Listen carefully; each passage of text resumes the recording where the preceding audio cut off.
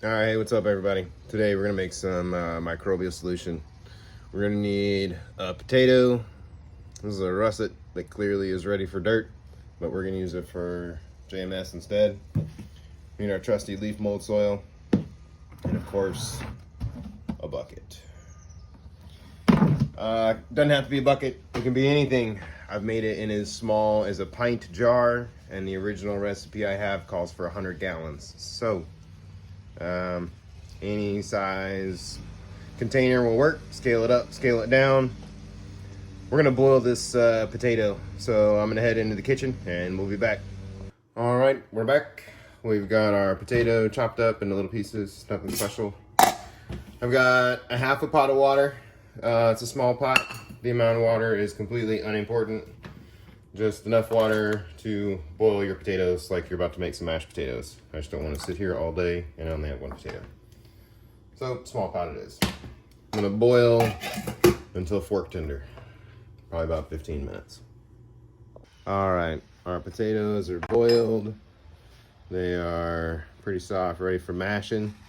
So now we need to mix up our ingredients into our lovely bucket of water over here.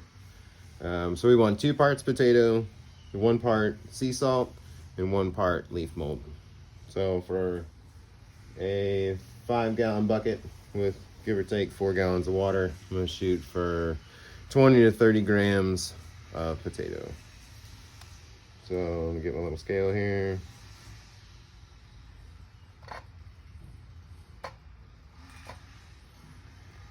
The number isn't really important. What I'm looking for here is just a base number so I can get my ratio correct.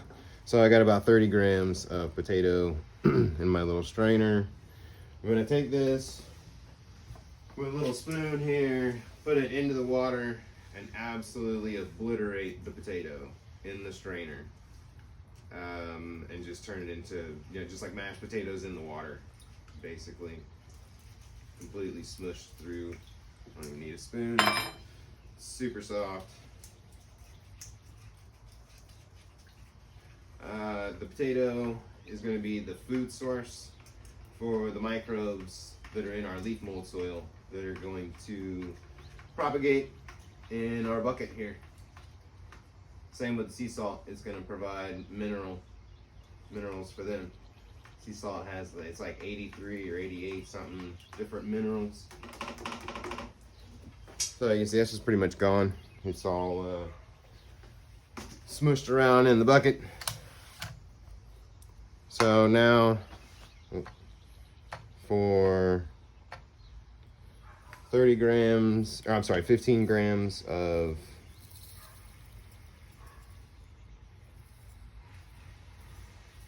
sea salt. Oh, a little bit much.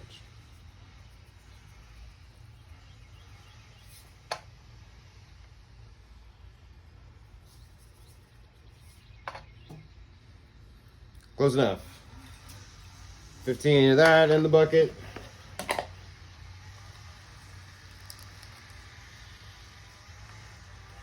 Leaf mold soil, I'm gonna go a little more because it's it is the microbe that we're providing. So that goes into the bucket. So now I have my trusty swirling stick from yesterday with the JLF. Just gonna mix this all up, get it good and combined. This is gonna sit just right here in my garage for about the next 24 to 36 hours. I'll come back and take pictures and little videos of its progress. We'll be watching as the bubble ring forms and kind of forms like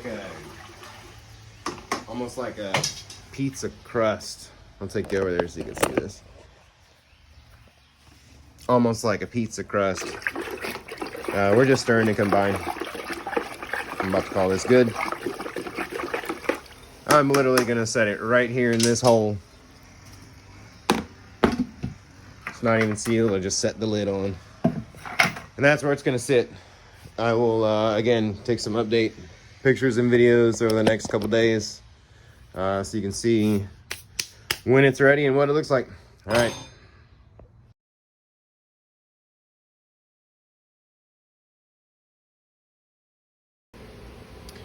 Alright everybody, my JMS that I made 2 days ago is right about the 48-hour mark, and you can see it's bubbling up nicely.